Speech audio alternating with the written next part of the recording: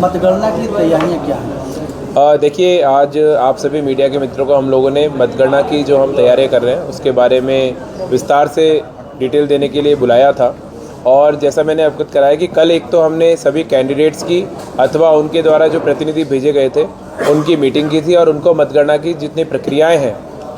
भारत निर्वाचन आयोग की उससे अवगत करा दिया है। इस बार काउंटिंग प्रोसीजर में जो भी चेंजेस किए गए हैं उसके बारे में भी हमने उन्हें मौखिक रूप से अवगत कराया है, प्रशिक्षण भी दे दिया है और लिखित रूप से भी अवगत करा दिया है। आप सभी जो मीडिया के मित्र हैं, आप भी हमारी इस व्यवस्था का बहुत महत्वपूर्ण अंग है और आप लोगों को भी जानकारी रहे, इसलिए हम लोगों ने आज ये प्रेस वार्ता आयोजित की थी। और जैसा हमने बताया, सुरक्षा व्यवस्था हमारी 3 लेयर में रहेगी और पूर्वांचल विश्वविद्यालय हमारा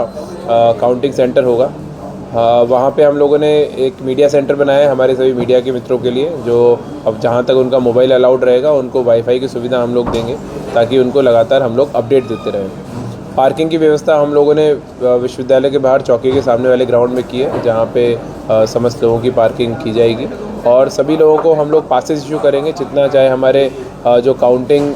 कार्मिक हैं और जो काउंटिंग के लिए एजेंट्स आ रहे हैं प्रत्याशी की तरफ से, मीडिया के हमारे लोग आ रहे हैं अथवा हमारे जो अन्य सरकारी व्यवस्थाओं में लगे हुए अधिकारी कर्मचारी आ रहे हैं, तो उन सब के लिए हमने पासेस इशू करने की व्यवस्था की है ताकि पुलिस को चेकिंग करने में कहीं कोई इशू ना हो और प्रॉपर तरीके से फ्रिस्किंग और वेरिफिकेशन होने के बाद ही काउंटिंग स्थल पे किसी व्यक्ति को हम लोग जाने की अनुमति देंगे। पोस्टल बैलेट भी हमारे उस दिन काउंट होंगे, जो 4 तारीख को सुबह ट्रेजरी से पुलिस की उपस्थिति में और हमारे नोडल ऑफिसर जो CRO है उनकी उपस्थिति में यहाँ से काउंटिंग स्थल तक जाएंगे। तो वो भी इसके बारे में विस्तार से मैंने बताया है। और इसके अतिरिक्त अभी जो आज हमारी ट्रेनिंग चल रही है और 3 तारीख को एक हमारी ट्रेनिंग चलेगी, उसमें ट्रेनिंग EVMs भी ट्रेनिंग सेंटर जो हमारा यहाँ पे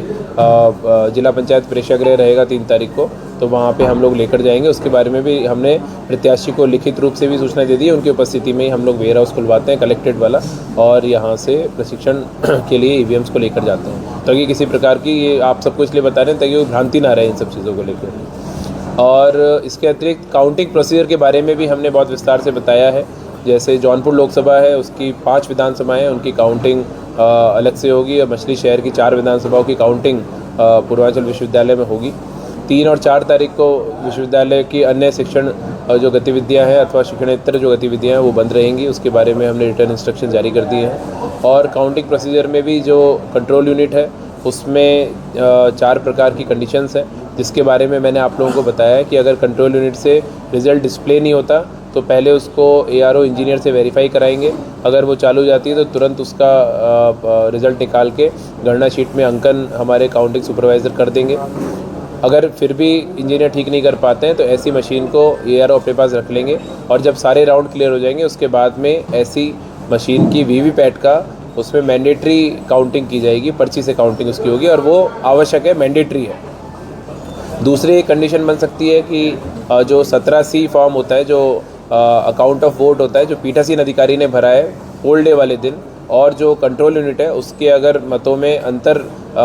वो कुछ आता है तो ऐसी सभी मशीनों को भी ARO के पास रख लिया जाएगा और उसकी काउंटिंग उसी केस में की जाएगी जब पूरी लोकसभा के सारे राउंड क्लियर होने के बाद में अगर ये देखा जाता है कि जो पहला और द्वितीय प्रत्याशी है उनके बीच मतों का अंतर उसके बराबर अथवा उससे कम है जितने वोट उस कंट्रोल यूनिट में विद्यमान है। और इस प्रकार की मतलब सभी विधानसभाओं की कंट्रोल यूनिट्स को मिलाकर विद्यमान है। एक कंडीशन ये बनती है कि मॉक पोल का डेटा अगर कंट्रोल यूनिट से डिलीट नहीं किया तो उसमें केस में भी कंट्रोल यूनिट की गणना नहीं की जाएगी टेबल पे, उसको भी ARO अपने पास रख लेंगे और उसकी VVPAT से गणना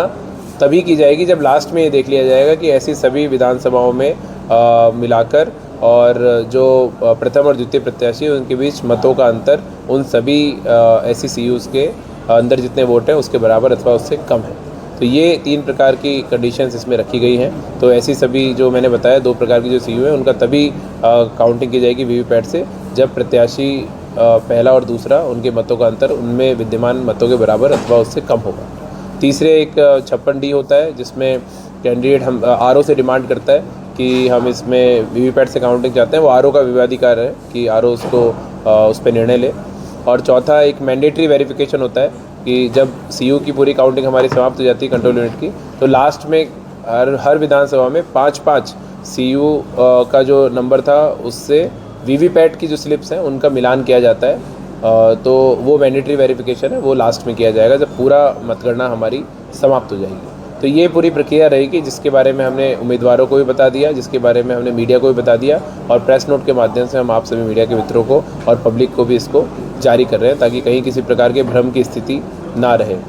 प्रत्येक राउंड का जो पूरी लोकसभा का राउंड होगा, चूँकि हर एक विधानसभा का जोड़ के बनता है, तो उसका अनाउंसमेंट हम लोग आरओ वाइज करेंगे, और आप सभी मीडिया के हमारे मित्र हैं उनको भी हम लोग प्रत्येक राउंड जब हमारा ख़त्म हो जाएगा उसकी शीट दे देंगे, ताकि आप लोग भी उसके बारे में अवगत रहें और अपने प्रसारण उसका लगातार करते रहें। तो ये हमारी पूरी प्रक्रिया रहेगी, और सकुशल हम लोग काउंटिंग की प्रक्रिया को संपन्न कराएंगे। उम्मीदवार, उनके एजेंट, पोलिंग एजेंट हर एक टेबल पे उपलब्ध होंगे। 14 टेबल हर विधानसभा में बनाई गई, जिसमें 14 एजेंट रहेंगे, प्लस एक पोलिंग एजेंट और रहेगा जो कंप्यूटर पे हम लोग टैबुलेशन करते हैं उसको देखेगा। इसके अतिरिक्त पोस्टल बैलेट पे 12 टेबल लगाई गई है एक लोकसभा में, उस पर 12 काउंटिंग एजेंट रहेंगे। और इसके अतिरिक्त ईटीपी भी हमारा स्कैनिंग होता है, जो सर्विस वोटर्स आते हैं उनका, उस पर एक काउंटिंग एजेंट रहेगा। और बाकी प्रत्याशी और उनके जो इलेक्शन एजेंट हैं वो हर एक किसी विधानसभा में मूव कर सकते हैं। वो आरओ के यहाँ पे रहते हैं, तो आरओ के यहाँ पे जो भी टैबुलेशन का काम है उसको वो वहाँ से साथ में देखते रहते हैं। तो ये पूरी इसकी प्रक्रिया है। कहीं पे बहुत ही